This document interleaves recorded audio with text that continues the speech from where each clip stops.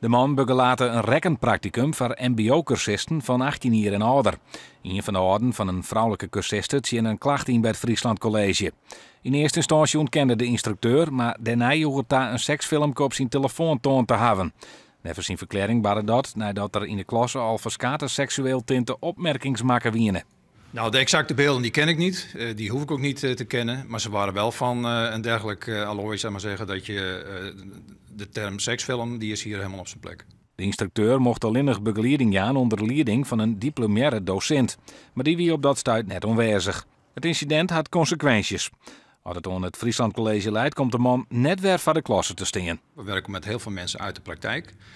Die moeten wel hun didactische bekwaamheid halen. Want je werkt natuurlijk, je moet ook dingen uitleggen en dat soort dingen. Dus die voldeed aan alle eisen.